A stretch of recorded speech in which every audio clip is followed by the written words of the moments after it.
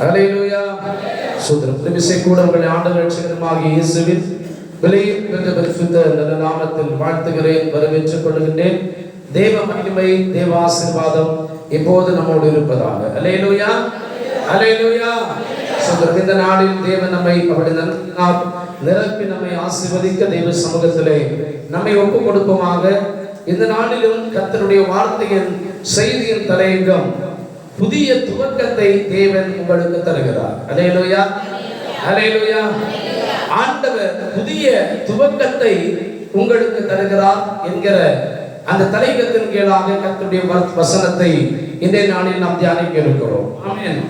சில நாட்களில் நான் ஜெபித்துக் கொண்டிருந்த போது இந்த ஆண்டவரை வருகிற ஞாயிற்றுக்கிழமைக்கான அந்த தேவனுடைய வார்த்தை எனக்கு தாரும் என்று குடும்ப ஜெபம் ஜெபிக்கும் போது அந்த வார்த்தையை நான் கேட்டுக்கொண்டே அந்த ஜெபத்தில் ஈடுபட்டிருந்த போது இந்த வார்த்தையை ஆண்டவர் எனக்கு தந்தார்.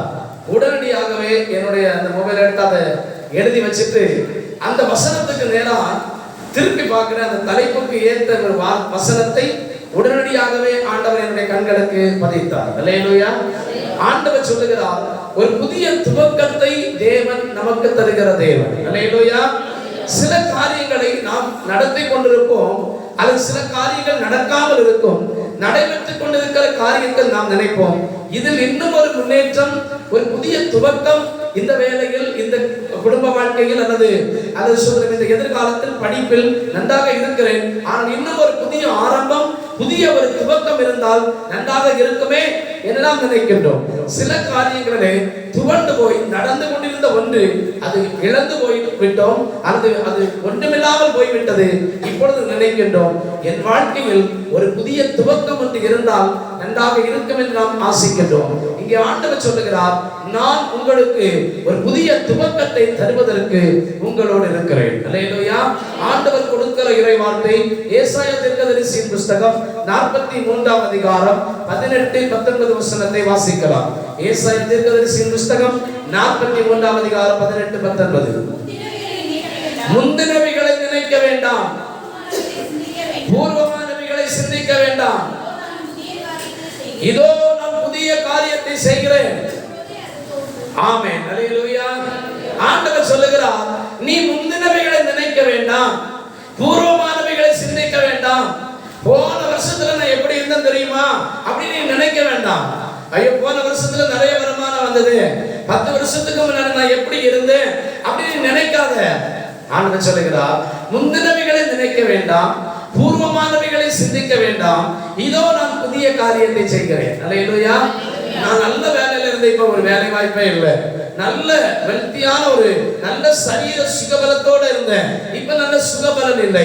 நல்ல ஆரோக்கியமான சமாதானமான சந்தோஷமான குடும்பமாக இருந்தோம், ஆனா இப்ப இல்லையே அப்படின்னு ஆண்டவர் சொல்றார். நீ முந்தினதை நினைக்காத, இப்ப என்ன நடந்துட்டு இருக்கிறது நினைக்காத, ஆனால் இதோ ஒரு புதிய காரியத்தை உன் வாழ்க்கையில் செய்வதற்கு நான் ஆயத்தமாக இருக்கிறேன். ஆமென்.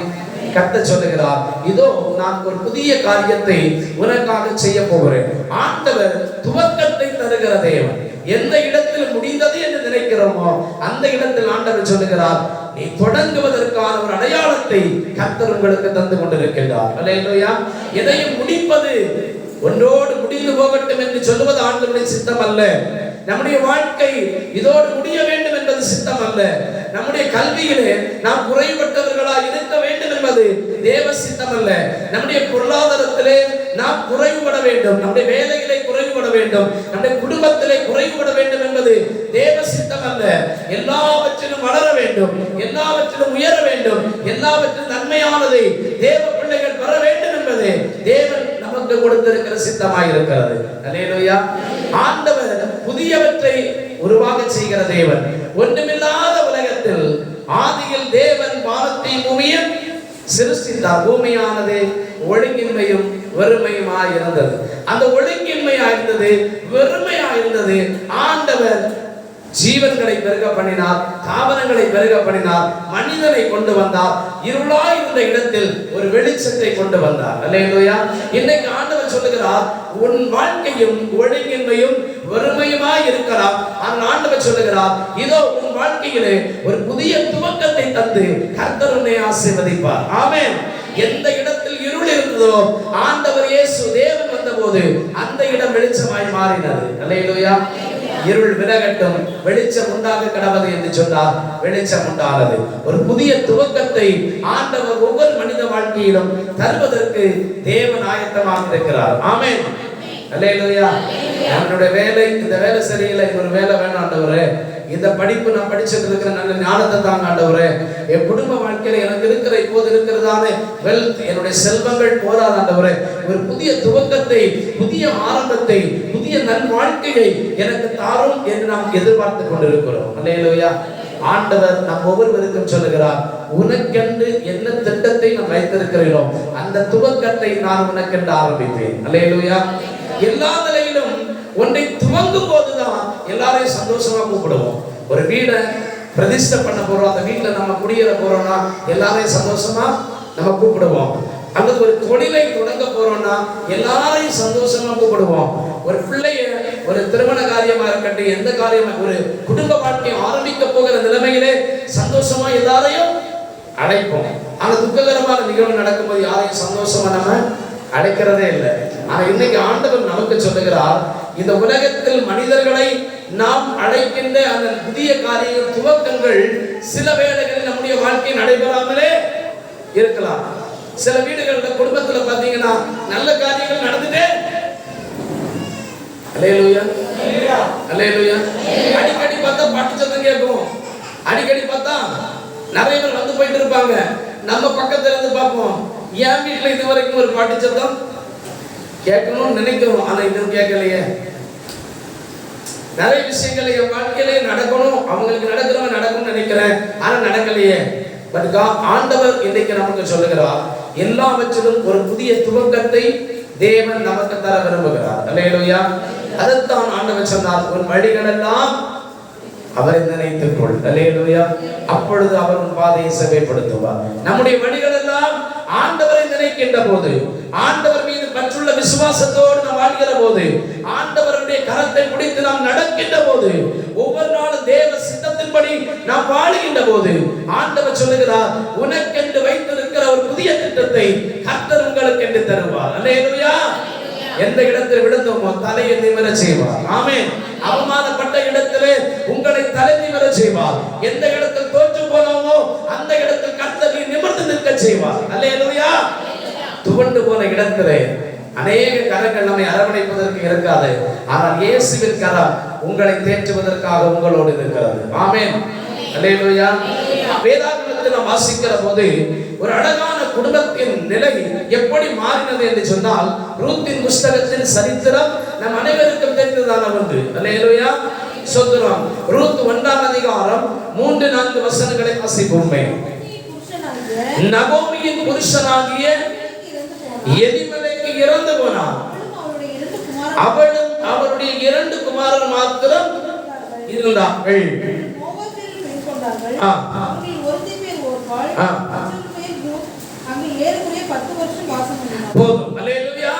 இந்த குடும்பத்தின் பின்னணியம் என்ன?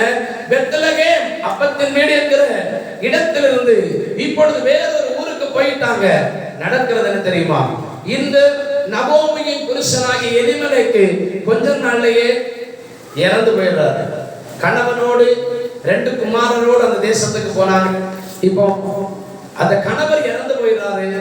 இப்போ 2 பசங்களுக்கும் 2 பிள்ளைகளுக்கும் திருமணம் செஞ்சு வச்சிருக்கிறாங்க. கொஞ்ச நாள்லயே அந்த திருமணம் செஞ்சு வச்சு கொஞ்ச நாள்லயே அந்த 2 வாலிபர்களும் இறந்து போயிடுறாங்க. இப்ப நகோமியினுடைய வாழ்க்கையிலே கணவரை இழந்தாங்க. சோதரம். அதுக்கப்புறம் 2 பிள்ளைகளை இழந்துட்டாங்க. இப்ப பிள்ளைகளுக்கு திருமணம் வச்சு செஞ்சுட்டாங்க. இந்த குடும்பம் ஒரு ஏதோ ஒரு ஒன்றை நம்பி போனது, எதிர்காலத்தை தரிசனமாய் நம்பி போனது, ஏதோ ஒரு தேவைக்காக ஒரு தேசத்திற்கு போனது, எப்படியாவது நம்ம பிழைச்சணும், நம்ம குடும்பம் முன்னேறணும்னு போனது. ஆனா போன இடத்துல என்ன நடக்குதுன்னா, கணவனை இழந்துட்டாங்க, 2 பிள்ளைகளை இழந்துட்டாங்க. இப்போ 2 மருமகளோடு தனியாய் இருக்கிற ஒரு அவல நிலை. இப்பொழுது மருமகளை பார்த்து சொன்னார்கள், நீங்க எனக்கு இப்ப வயசாயிட்டு, இப்ப நான் திருமணம் பண்ணி உங்களுக்கு ஒரு குழந்தையை பெற்று தந்தா கூட அந்த பிள்ளைகள் வளர்ந்து உங்களை திருமணம் பண்ண முடியாது. அது சின்ன பிள்ளைங்க, அதுக்கு முடியாது. ஆனா நீங்க உங்க அம்மா வீட்டுக்கே திரும்பி போயிருங்க அப்படின்னு சொன்ன போது ஒரு மகள் அவர்களை கட்டி அழைத்து முத்தம் செய்து தன்னுடைய அம்மா வீட்டுக்கு போயிட்டாங்க. ஆனால் ரூத் என்கிறதான மருமகள் தன்னுடைய மாமியார் இடத்துல சொன்னார்கள், நான் உம்மோடு கூட வருவேன், நீர் போகிற இடத்திற்கு நானும் வருவேன், உம்முடைய ஜனம் உம்முடைய தேவன், நீர் மரணம் அடைவிடத்தில் நானும் மரணம் அடைவேன் அப்படின்னு ஒரு விசுவாசத்தோட இவர்களுடைய தேவன் யார் என்று தெரியாமலேயே உம்முடைய தேவன் என்னுடைய தேவன் என்று ஆண்டவரை அப்பொழுதே அவள் ஏற்றுக்கொண்டு விட்டார். அல்லேலூயா. இப்போ இந்த நகோமியும் ரூத்தும் தன்னுடைய தேசத்திலிருந்து இப்ப தன்னுடைய சொந்த ஊருக்கு இப்ப திரும்பி வர்றாங்க, சொந்த தேசத்துக்கு வர்றாங்க. எல்லாரும் நகோமியை பார்த்தோன்னே நகோமி அப்படின்னு கூப்பிட ஆரம்பிச்சாங்க. இப்ப இந்த நகோமி என்ன தெரியுமா சொன்னாங்க? 1வது அதிகாரம் 20-21 வசனத்தை வாசிப்போம். அதற்கு அவள் நகோமி என்று சொல்லாமல் மாறாள் என்று சொல்லுங்கள், மிகுந்த கசப்பை கட்டளையிட்டார், நான் நிறைவுள்ளவனாய் போனேன்.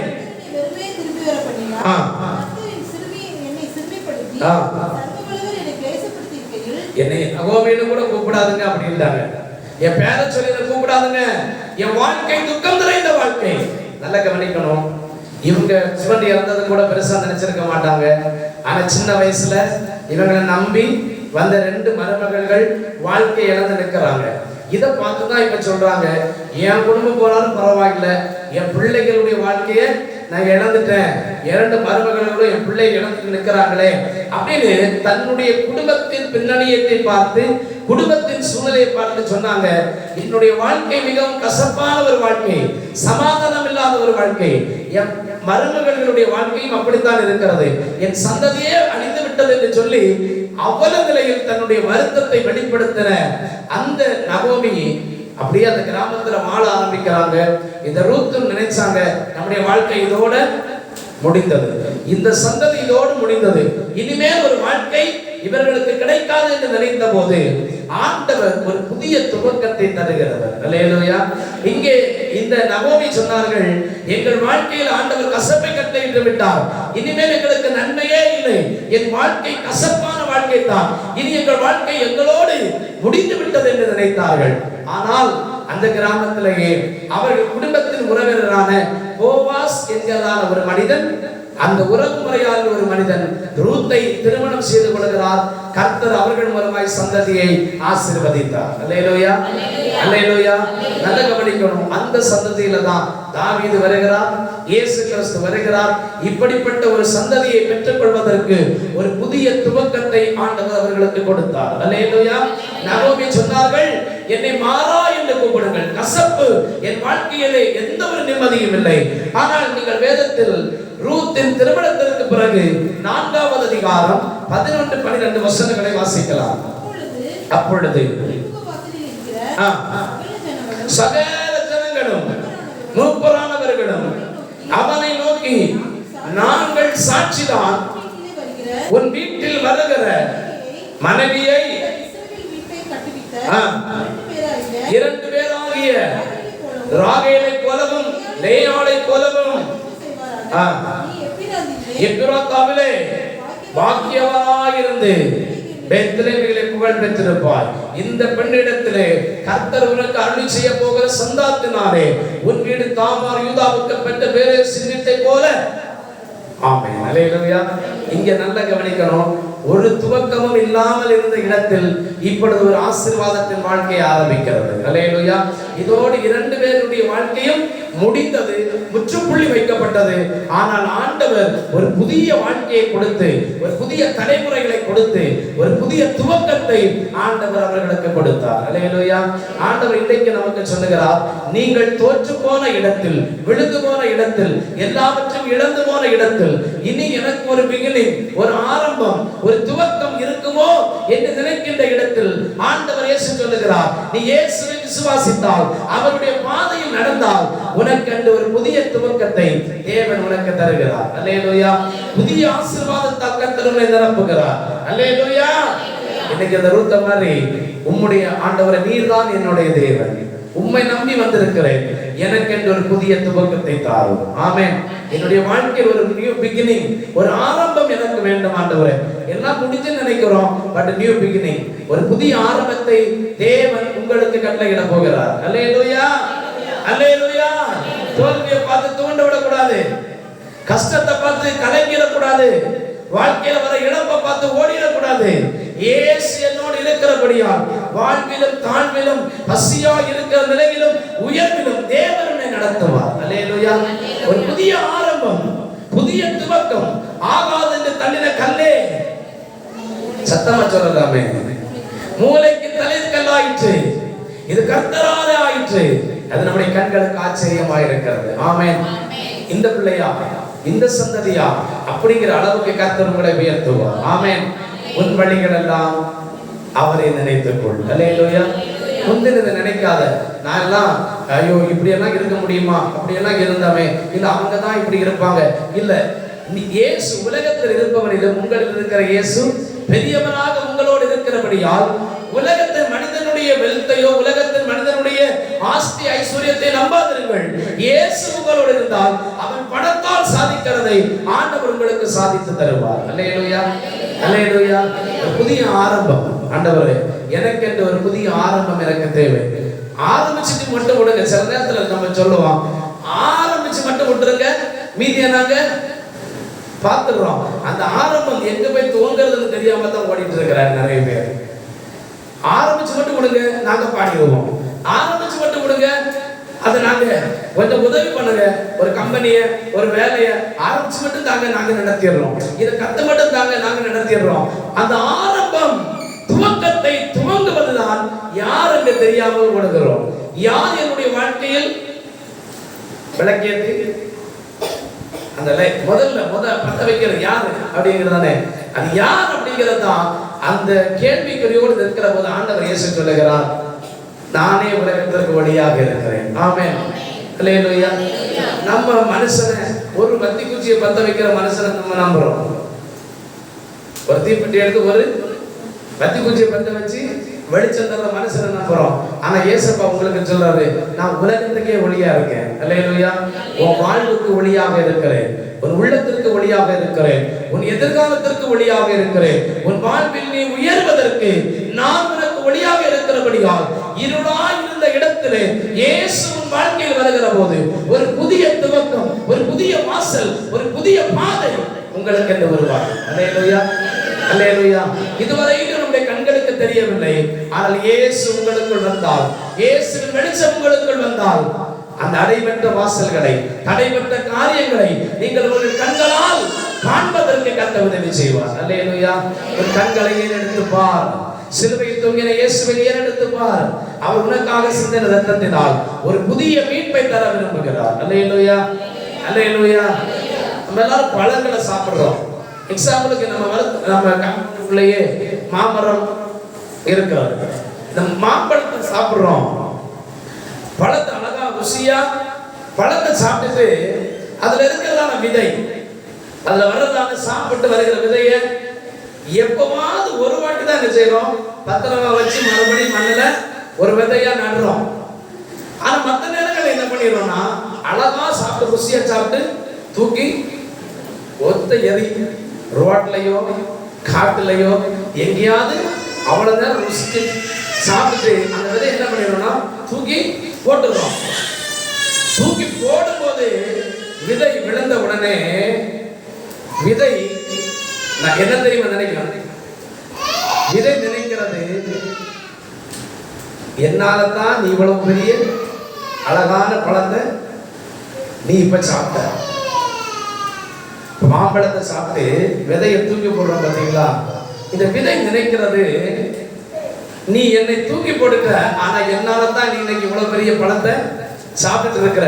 ஒரு நாள் என்ன ஒருத்த நட்டு அதுல கனி வந்து, அதனாலதான் இன்னைக்கு நீங்க இவ்வளவு ருசியான பழத்தை சாப்பிடுறீங்க, ஆனா இன்னைக்கு என்ன தூக்கி போட்டீங்களே அப்படின்னு நினைக்கும். அந்த விதையை தூக்கி போட்டோன்னே நிறைய நேரங்கள்ல மனுஷங்க மிதிப்பாங்க, நிறைய நேரங்கள்ல மண்ணில புதைஞ்சிரும். ஆனா கொஞ்ச நாள் மண்ணில புதைய புதைய மிதிபட, ஆனா ஒரு நாள் அந்த விதையானது முளைத்து ஒரு நாள் வெளியே வரும். அல்லேலூயா, அல்லேலூயா. இந்த விதை நினைக்கும், நீ என்ன தூக்கி போட்டாலும் என்ன படைச்ச ஆண்டவர் ஒரு நாள் என்ன முளைக்க பண்ணுவார். அல்லேலூயா. அநேக நேரங்கள்ல நம்மள நிறைய காரியத்துக்கு பயன்படுத்தி இருப்பாங்க. நிறைய நேரங்கள்ல நம்மளையே ஒரு பொருளா பயன்படுத்திட்டு எல்லாம் நடந்தவன நம்மள கை கிளவி விட்டுருவாங்க. இந்த மாம்பழத்தினுடைய விதைய மாதிரி சாப்பிட்டோன்னே தூக்கி போட்டுட்டு அப்புறம் நம்மளை கண்டுக்கவே மாட்டாங்க. உங்க வாழ்க்கையில சில நேரங்கள்ல வேலைகள்ல, வேலை காரியங்கள்ல, குடும்ப வாழ்க்கையில நிறைய இடங்கள்ல மனிதர்கள் பயன்படுத்தப்படுகிறார்கள், ஆனால் தூக்கி வீசப்படுகிறார்கள். ஆனால் நீங்க ஒண்ணு நினைச்சுக்கீங்க, தூக்கி வீசப்பட்டவனே நம்ம நினைச்சிடறோம் என் வாழ்க்கையோட முடிஞ்சது, இனி அவ்வளவுதான். மனுஷன் கையில இருக்கிற வரையும் அழகா இருந்தோம், மனுஷன் அழகா ருசித்து சாப்பிட்டானே, இப்ப என் வாழ்க்கை முடிஞ்சது. இல்ல, ஆண்டவர் இயேசு சொல்லுகிறார், ஒரு புதிய துவக்கத்தை ஆண்டவர் உங்களுக்கு தர விரும்புகிறார். அல்லேலூயா. தூக்கி வீசப்பட்ட இடத்தில் மறுபடியும் நீங்கள் எழுந்து தலை நிமிர்ந்து நிற்பதற்கு. அல்லேலூயா. எந்த வருஷம் தூக்கி வீசினானோ ஒரு 10-15 வருஷம் கழிச்சு மறுபடியும் அந்த மரம் வளர்ந்துட்டுனா இவன் அங்க போய் மறுபடியும் என்ன எதுக்கு நிற்பான்? கனிக்காக நிற்பான். அல்லேலூயா. நிறைய நேரத்தை நீங்க நினைச்சுக்கீங்க, யார் உங்களை தூக்கி வீசினாங்களோ அவங்க உங்க நிழல்ல வரும்படி ஒரு அல்லேலூயா சொல்லுங்க. அல்லேலூயா. இப்படி யார் தூக்கி வீசினாங்களோ கடைசியில் அவங்களே உங்க நிழலில் வந்து மறுபடியும் கனிக்காக காத்து நிற்கிற நாட்களை கர்த்தர் கட்டளையிடுவார். அல்லேலூயா. யோசேப்பை தூக்கி போட்டாங்க, கடைசியில ஒருவேளை ஆகாரத்திற்காக அவங்கிட்டயே போனாங்க. ஒரு புதிய துவக்கம் தேவன் உனக்கு தருவார். அல்லேலூயா. யோசேப்பின் வாழ்க்கையிலே அவனுக்கு தேவன் கொடுத்த தரிசனத்தை அவனுடைய சகோதரர்கள் அழிக்க வேண்டும் என்று நினைத்தார்கள். குழியில தூக்கி போட்டாச்சு, வேலைக்காரனை வித்தாச்சு, எவ்வளவோ பல தடைகளை தாண்டி இவனுடைய சோலி முடிஞ்சதுன்னு நினைச்சாங்க. ஆனா இந்த யோசேப்பு ஆண்டவரை நம்பினபடியால் அந்த அரசாட்சியில ஒரு மிகப்பெரிய புதிய துவக்கத்தை கர்த்தர் அவனுக்கு என்று கொடுத்தார். அல்லேலூயா. ஒருவேளை ஆகாரத்துக்கு யார் தூக்கி போட்டாங்களோ கடைசியில் அவங்களே போய் கொஞ்சம் சாப்பாடு தாங்க நிற்கிற அளவுக்கு, நிழலில் போய் நிற்கிற அளவுக்கு மாற்றம் உருவானது என்றால் தேவன் இந்த யோசேப்போடு இருந்தார். அல்லேலூயா. இன்னைக்கு ஆண்டவர் உங்க கூட இருக்கிறார். நீங்க போகிற இடத்தில் எல்லாம் ஒரு புதிய துவக்கத்தை, புதிய ஆரம்பத்தை ஆண்டவர் உங்களுக்கு தர விரும்புகிறார். அல்லேலூயா. இன்னைக்கு நம்ம ஒருவேளை நல்ல திருமண வாழ்வுக்காக ஆயத்தப்படலாம், நல்ல கல்விக்காக எதிர்பார்த்து கொண்டிருக்கலாம், நல்ல இல்லங்களை கட்டுவதற்காக ஆயத்தப்படலாம், நல்ல வேலை வாய்ப்புக்காக, நல்ல குடும்ப வாழ்வுக்காக, பிள்ளைகளின் நல்ல எதிர்காலத்துக்காக ஏதோ ஒரு துவக்கம் எனக்கு நன்றாக இருக்க வேண்டும் என்று இன்னைக்கு நாம் விரும்பினால் அவர் மன விருப்பத்தை நிறைவேற்றுவார். அல்லேலூயா. உன் பணிகள் எல்லாம் அவரை நினைத்துக் கொள், அப்பொழுது அவர் பாதைகளை செம்மைப்படுத்துவார். அல்லேலூயா. அல்லேலூயா. சுந்தர வேதாகமத்திலே இன்னொரு எக்ஸாம்பிள் மாத்திரம் உங்களுக்கு சொல்லி நாம் ஜெபத்திற்கு நேராக செல்லுவோம். நாம் இதற்கு முன்பதாக சில நாட்களுக்கு முன்பாக தியானித்ததான வேத பகுதி, நான் உங்களுக்கு சொன்ன ஒரு வேத வார்த்தை, ஒரு மனிதன் இப்ப சொன்ன ஆராய்ச்சிகளுக்கு தெரியும், மேபி போசேத். அல்லேலூயா. மேபி போசேத் உங்களுக்கு ஞாபகம் இருக்கிறதா? மேபி போசேத் என்கிற மனிதன், அது யார் என்று சொன்னால் சவுலுடைய பேரன், யோனத்தானுடைய குமாரன். அந்த முதல் ராஜாவினுடைய பேரனாகிய இந்த மேபி போசேத் என்கிற மனிதனுடைய வாழ்க்கையும் என்ன ஆனது என்று சொன்னால் முடிந்து போன வாழ்க்கை. கர்த்தர் ஒரு புதிய துவக்கத்தை கொடுத்தார். அல்லேலூயா. இந்த மேபி போசேத் யார் என்று சொன்னேன், யோனத்தானுடைய குமாரன். யோனத்தானும் தாவீதும் ஒரு இணைந்தவர் நண்பர்கள். அவருடைய இருதயம் ஒன்றாக இருந்தது. இப்ப கொஞ்ச நாளைக்கு பிறகு சவுலும் இறந்து போகிறார், யோனத்தானுடைய வாழ்க்கை முடிந்து போகிறது. இந்த யோனத்தானுடைய குமாரனாகிய மேவி போசேத்தும் தன் வாழ்க்கை என்ன ஆகுமோ என்று சொல்லி பயந்து ஒளிந்து கொண்டிருக்கிறார். இப்ப அப்பாவை கொன்னாச்சு, தாத்தாவை கொன்னாச்சு, அப்புறம் இவன் மகனை மட்டும் விட்டு வைப்பாங்களா? அடுத்து இவன் ஏதாவது பண்ணிடுவானே, இவனை கொலை பண்ணணும்னு தேடிட்டு இருக்கிறாங்க. ஆனா இந்த மேவி போசேத்து ஒளிச்சு போய் இன்னொரு இடத்துல இருக்கிறாரு. வாசிக்கலாம் 2 சாமுவேல் 4வது அதிகாரம் 4வது வசனம். இந்த மேவி போசேத் எப்படிப்பட்டவன் என்றால் 2 காலம் முடமான ஒரு குமாரன் இருந்தான். சவுலும் யோனத்தானும் மடிந்த செய்தி, செத்து போன செய்தி 5 வயசு. அப்பாவும் தாத்தாவும் இறக்குறப்பது எத்தனை வயசு? 5 வயசு. இவன் அப்பாவை ராஜாவன் நம்பினா, தாத்தா ராஜாவா இருக்கிறார் நம்பினா. ஆனா இப்ப என்ன ஆயிட்டு? ராஜ குடும்பத்துல பிறந்த யார நம்பினானோ அவங்க 2 பேரும் செத்து போயிட்டாங்க. கேள்வி வந்த தொடர்ந்து வாசிக்கலாம். அப்போ அவன் வீட்டுல இருக்கிற வேலைக்காரிகளை ஒருவனாகி ஒரு ஸ்திரீயானவள் அவனை எடுத்துட்டு நல்லா கவனிக்கணும். அவன் பேர் மேவிபோசேத். நல்லா கவனிங்க. ராஜ குடும்பத்துல ஒரு குழந்தை பிறக்குது. குழந்தை பிறந்து இந்த குழந்தைக்கு எத்தனை 5 வயசு. 5 வயசுக்குள்ள அப்பா ராஜ குடும்பம் அப்படின்னு பார்த்தோம்னா என்ன நினைக்கும்?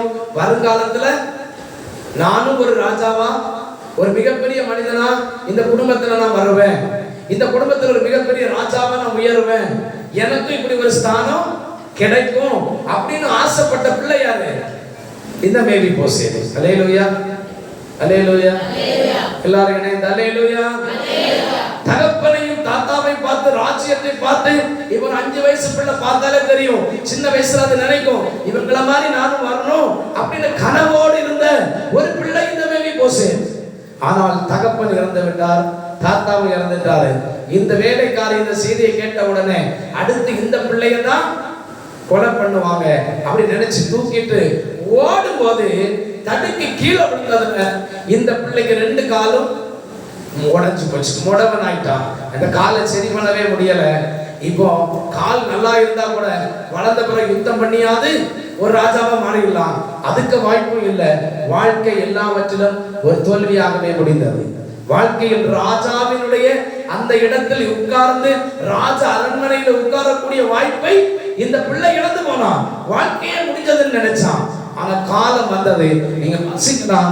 இப்ப கொஞ்ச நாள் போன பிறகு தாவீது சொல்றாரு, யோனத்தான் சவுலின் குடும்பத்துல யாராவது இப்ப மீதியா இருக்காங்களா, அவங்களுக்கு நான் உதவி பண்ணணுமே அப்படின்னு தாவீது நினைச்ச போது 2 சாமுவேல் புஸ்தகம் 9வது அதிகாரம் சொல்றோம். 9வது அதிகாரம் 1வது வசனத்தை வாசிப்போம். யோனத்தான் நிமித்தம்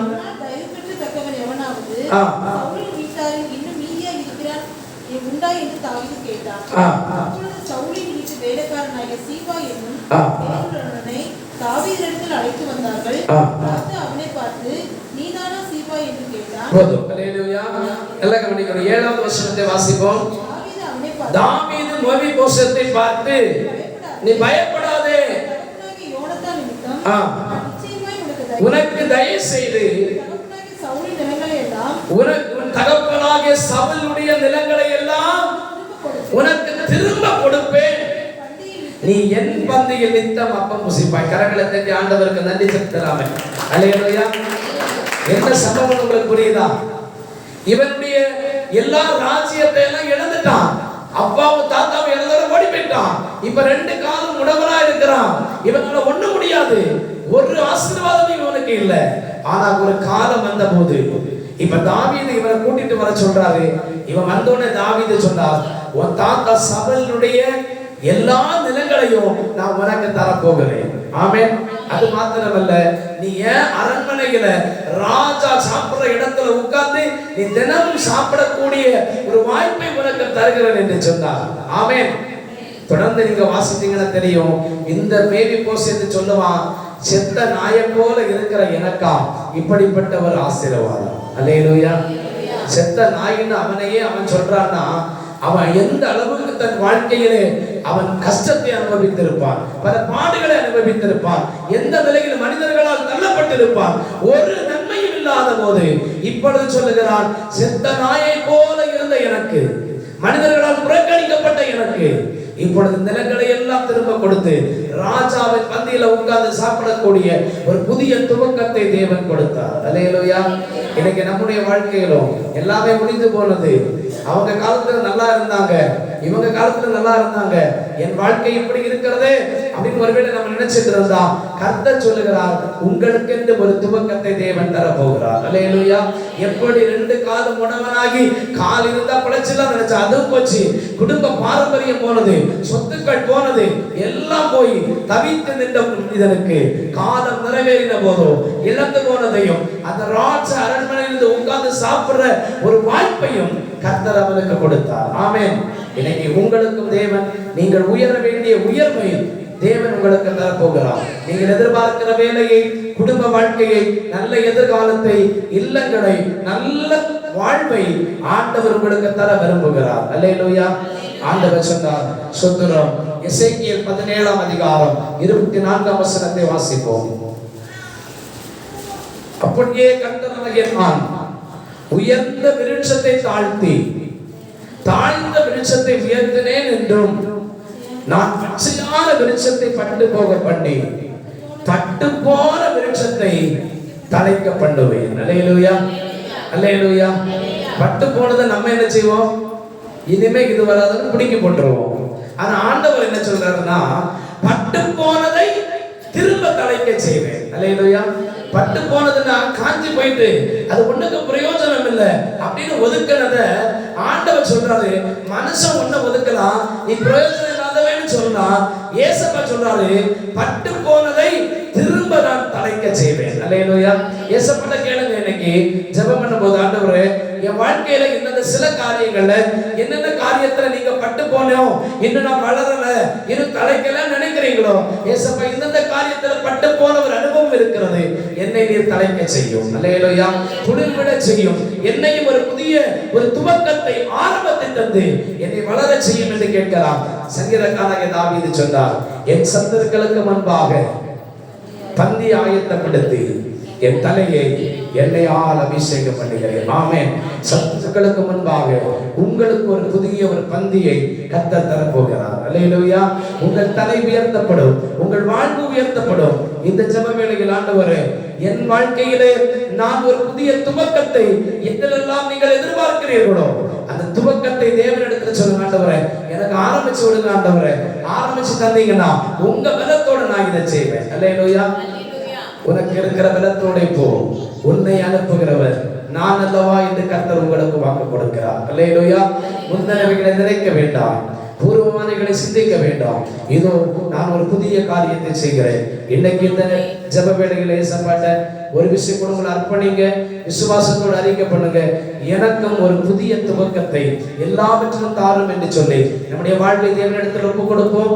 கர்த்தர் உங்களுக்கு ஒரு புதிய ஆரம்பத்தை தந்து சாட்சியாய் கர்த்தர் உங்களை நிறுத்துவார் என்று சொல்லி வாழ்த்துகிறேன். கர்த்தர் உங்களோடு இருப்பாராக. ஆமென். யாவரும் எழுந்து நிற்போம், ஜெபம் செய்வோமாக. எல்லாரும் எழுந்து தெய்வ சமூகத்திலே, ஆண்டவரே உம்முடைய கரத்தினால் என்னை காத்துக் கொள்ளும் ஐயா. எல்லாரும் இணைந்து தெய்வ சமூகத்திலே, இயேசுவே உம்முடைய கரத்தில் என்னை ஒப்புக் கொடுக்கிறேன். ஆண்டவரே ஒரு புதிய துவக்கத்தை உனக்கு தருவேன் என்று சொன்ன ஆண்டவர், ஆண்டவரின் வாழ்க்கையிலே வாழ்க்கை முடிந்து போன போது ஒரு புதிய துவக்கத்தை கொடுத்த ஆண்டவர், மேவி போசேத்தின் வாழ்க்கையிலே ஆண்டவரே அவன் முடமான போது வாழ்க்கை இழந்து நின்ற போது ஒரு புதிய வாழ்வை கொடுத்த ஆண்டவர், ஒரு புதிய துவக்கத்தை கொடுத்த ஆண்டவர், இழந்து போன நன்மைகளை அந்த ராஜ அரண்மனை உட்காரக்கூடிய வாய்ப்பை கொடுத்தீரே. இந்த பகல் வேளையில் இயேசுவே உம்முடைய நாமத்தினால் உம்மை ஆராதிக்கிறேன். இப்பொழுது இயேசுவே என் வாழ்க்கையில் ஒரு புதிய துவக்கத்தை தாரும், என் வாழ்க்கையில் ஒரு புதிய ஆரம்பத்தை தாரும், என் வாழ்க்கையில் ஒரு புதிய ஆரம்பத்தை தந்து என்னை ஆசீர்வதியும் என்று கேட்கின்ற ஒவ்வொரு பிள்ளைகளுக்கும் ஆண்டவரே படிப்பிலே, வேலையிலே, குடும்ப வாழ்விலே, கல்வியிலே என்னென்ன நன்மைகளுக்காக ஒரு புதிய ஆரம்பத்தை தந்து என்னை ஆசீர்வதியும் என்று கேட்கிறார்களோ ஒவ்வொருவர் மேலும் பிரசன்னம் இறங்கட்டும். அல்லேலூயா. எல்லாரும் தேவ சமூகத்தில் அர்ப்பணித்து ஜெபம் பண்ணுவோம். இயேசுப்பா உமக்கு ஸ்தோத்திரம் என்று சொல்லுவோம். ஆண்டவரே உமக்கு நன்றி என்று சொல்லுவோம். இயேசுப்பா என்னை காத்துக் கொள்ளுங்க. ஆண்டவரே நான் முடிந்தது என்று நினைக்கிற இடத்திலே எனக்கு ஒரு புதிய துவக்கத்தை தாரும் ஐயா. ஒரு வேலை வாய்ப்பை தாரும் ஆண்டவரே. நல்ல எதிர்காலத்தை தாரும் ஆண்டவரே. நல்ல திருமண வாழ்வை தாரும் ஐயா. அது குழந்தை செல்வங்களுக்காக காத்துக் கொண்டிருக்கிற பிள்ளைகள், ஆண்டவர் துவண்டு போயிருக்கிற பிள்ளைகள் ஒரு புதிய துவக்கத்தை காண்பார்களாக. இயேசுவின் நாமத்தில் அற்புதங்கள் நடக்கட்டும் ஐயா. அல்லேலூயா. ஓம் அழகான கண்கள் என்னை கண்டதாலே முடிந்ததென்று நினைத்த நான் உயிர் வாழ்கின்றேன். ஓம் அழகான கண்கள் என்னை கண்டதாலே முடிந்ததென்று நினைத்த நான் உயிர் வாழ்கின்றேன். யாரும் அறியாத என்னை நன்றாய் அறிந்து தேடி வந்த நல்ல நேசரே யாரும் அறியாத என்னை நன்றாயறிந்து தேடி வந்த நல்ல நேசரே, உம்மழகான கண்கள் என்னை கண்டதாலே முடிந்ததென்று நினைத்த நான் உயிர் வாழ்கின்றேன். தூக்கி எறியப்பட்ட என்னை சாட்சியோடு வேண்டுமென்று சொல்லி சேர்த்து கொண்ட நல்ல நேசரே, தூக்கி எறியப்பட்ட என்னை வேண்டுமென்று சொல்லி சேர்த்து கொண்ட நல்ல நேசரே, அழகான கண்கள் என்னை கண்டதாலே முடிந்ததென்று நினைத்த நான் உயிர் வாழ்கின்றேன். தேவ சமூகத்தில் உண்மையால் ஜெபிப்பீர்களா? இசப்பா, தூக்கி எறியப்பட்ட என்னை அநேக இடத்தில் பயன்படுத்தப்பட்ட இடத்தில் என்னை தூக்கி எறிந்து விட்டார்களே ஆண்டவரே, எனக்கு ஒரு துவக்கத்தை தாரும் என்று கேட்கிறேன். என் வேலையிலே, என் குடும்ப வாழ்க்கையிலே, என் கல்வியிலே, என் எதிர்காலத்திற்கான அடித்தளத்தில் ஒரு புதிய துவக்கத்தை ஆண்டவரே எனக்கு அன்று தாரும் என்று கேட்கின்றேன். ஒரு புதிய நன்மையை தாரும் என்று கேட்கின்றேன். ஒவ்வொரு தேவ பிள்ளைகளை கர்த்தர் ஆசீர்வதிப்பீராக, வல்லமையினால் கர்த்தர் நிரப்புவீராக. ஆண்டவர், திருமணமாகி குழந்தை செல்வங்களுக்காய் காத்துக் கொண்டிருக்கிற பிள்ளைகள், பலவிதமான எதிர்பார்ப்புகளோடு இருக்கிற பிள்ளைகள், ஆண்டவர் கடன் பிரச்சனைகள், பாடுகள், தோல்விகளை சந்தித்துக் கொண்டிருக்கிறவர்கள், ஆண்டவரே வாழ்க்கையில் ஒரு துவக்கத்தை கொடுத்து ஆசீர்வதியும் ஐயா. அந்த துவக்கம் நன்மையா இருக்க கர்த்தர் உதவி செய்வீராக. வாழ்க்கையில் இருக்கிற தோல்விகள் நீங்கட்டும், பலவீனங்கள் நீங்கட்டும், கஷ்டங்கள் நீங்கட்டும், வறுமை நீங்கட்டும், போராட்டங்கள் நீங்கட்டும். ஆண்டவரே, பிள்ளைகளுடைய பலவீனங்கள் நீங்கட்டும் ஐயா. ஒரு புதிய துவக்கம் சமாதானமாய் சந்தோஷமாய் நன்மையான வாழ்க்கை கிடைப்பதற்கு ஆண்டவரே நீங்க உதவி பண்ணுங்கப்பா. படிக்கிற பிள்ளைகளை ஆசீர்வதியும், ஞானத்தினால் நிரப்பும், நல்ல சுகபலத்தை கொடுங்க. கல்லூரியில ஸ்கூல்ல படிக்கிற பிள்ளைகளை ஆசீர்வதியும் ஐயா. பிள்ளைகளுக்கு ஞானத்தை கொடுத்து வழிநடத்துவீராக. கிருபையினால் நிரப்புங்கப்பா. நல்ல எதிர்காலத்தை தாரும். திருமண வாழ்வுக்காய் ஆயத்தப்படுகிற பிள்ளைகளை ஆசீர்வதியும். ஒரு குறைவில்லாத நிறைவான நன்மையை அவர்கள் பெற்றுக்கொள்ள கர்த்தர் உதவி செய்யுங்க. நன்மையாலும் கிருபையினாலும் உன்னை முடிசூட்டுவேன் என்று சொன்ன தேவன், அப்படிப்பட்ட நிறைவான நன்மை இயேசுவின் நாமத்தில் உண்டாகட்டும் ஐயா. அன்றைய குடும்பத்தில் இருக்கிற கஷ்டங்கள் நீங்கட்டும், பாடுகள் நீங்கட்டும். இயேசுவின் நாமத்தில் உங்களுடைய விடுதலை உண்டாகட்டும். யாராலும் பலவீனத்தோடு இருந்தால் ஆண்டவரை சுகமளிக்கிற வல்லமை தொடரட்டும் ஐயா. மருத்துவ வீடுகளிலே பலவீனத்தோடு இருக்கிற பிள்ளைகளுடைய கருத்தில் ஒப்புக் கொடுக்கிறோம். ஆண்டுடைய வல்லமை தொடரட்டும். மருத்துவர்களால் குணமாக்க முடியாத வியாதிகள் இயேசுவின் நாமத்தில் குணமடையட்டும் ஐயா. ஆண்டவரே, எங்களை விடுதூரமாக வெளிநாடுகளிலே ஊர்களிலே இருக்கிற பிள்ளைகளை கர்த்தர் ஆசீர்வதியும், குடும்பங்களுக்கு ஆசீர்வதியும், நன்மையினால் கர்த்தர் நிரப்பும். ஒவ்வொருவருக்கும் வேண்டிய நன்மைகளை கொடுத்து கர்த்தர் நிறைவான ஆசீர்வாதத்தோடு கர்த்தர் காத்துக் கொள்ள வேண்டும் என்று ஜெபிக்கின்றோம். ஸ்ரீகளுக்காக ஜெபிக்கிறோம். பிள்ளைகளை ஆசீர்வதியும், நல்ல சுகபலன் ஆரோக்கியத்தை கொடுத்து நிறைவான நன்மையினால் நிரப்பும். ஆண்டவரை, இப்பொழுதும் ஒவ்வொரு குடும்ப தலைவர்களுக்காய் குடும்பத்திற்காக ஜெபிக்கின்றோம். செய்கிற வேலைகளை, தொழில்களை, குடும்ப வாழ்வை ஆண்டவர் ஆசீர்வதித்து மேன்மைப்படுத்தும் ஐயா. இந்த கிராமத்தையும் இந்த கிராமத்தை சுற்றி பார்க்கிற ஜனங்களையும் ஆண்டவர் ஒரு விஷயம் கூட கருத்தில் ஒப்புக் கொடுக்கிறோம். எங்கள் தேசத்திற்காக நாங்கள் ஜெபிக்கிறோம். எங்கள் கிராமங்களுக்காக ஜெபிக்கிறோம். ஒவ்வொரு மனிதன் ரட்சிக்கப்பட்டு இயேசு கிறிஸ்துவை ஏற்றுக்கொண்டு ஆண்டவரே உம்முடைய வருகைக்கென்று ஆயத்தப்பட கர்த்தர் கிருபை செய்வீராக. ஒவ்வொருவரையும் உம்முடைய திருக்கரத்திலே நாங்கள் ஒப்புக் கொடுக்கின்றோம். அனைவரையும் ஆசீர்வதியும். ஒரு விஷயம் கூட ஆண்டவரே, இந்த வாரத்து பிறந்த நாட்களை கொண்டாடுகிற, இந்த நாடு பிறந்த நாளை கொண்டாடுகிற கிறிஸ்துவுக்காக ஜெபிக்கிறோம். அன்பு பிள்ளை ஆசீர்வதியும். உம்முடைய பரிபூரணத்தினால் நிரப்பும். நீடிய வாழ்வை தாரும். நாளை தினத்தில் பிறந்த நாளை கொண்டாடுகிறதான கோகிலாவுக்காக ஜெபிக்கிறோம். ஆண்டவர் கசனிக்காக ஜெபிக்கிறோம். வாழ்வை, எதிர்காலத்தை, குடும்ப வாழ்வை, சுகபலத்தை எல்லாவற்றும் நன்மையாய் கொடுத்து கர்த்தர் குறைவின்றி நடத்த வேண்டும் என்று ஜெபிக்கிறோம். இப்பொழுது இந்த ஆராதனை இணைந்திருக்கிற அனைத்து தேவ பிள்ளைகளையும் அனைவரையும் ஆசீர்வதியும். பரலோகத்தின் நன்மையினால் நிரப்பும். சமாதானத்தை ஆசீர்வதியும். என் சமாதானத்தை உங்களுக்கு வைத்து போகிறேன் என்று சொன்னவர் அந்த சமாதானத்தை அருளி நன்மைகளை பெற்று கர்த்தர் என் வாழ்க்கையிலே இந்த புதிய துவக்கத்தை தந்தார் என்று சாட்சியாய் நிறுத்த கர்த்தர் உதவி செய்க. குறைவுகளை மாற்றும் நிறைவான நன்மையினால் ஆசீர்வதிக்க வேண்டும் என்று இயேசுவின் விலையேறப்பட்ட நாமத்தில் வேண்டியிருக்கிறோம் எங்கள் ஜீவனுள்ள நல்ல பிதாவே, ஆமென். என் ஆத்துமாவே கர்த்தரை ஸ்தோத்திரி, என் முழுவதுமே பரிசுத்த நாமத்தை ஸ்தோத்திரி.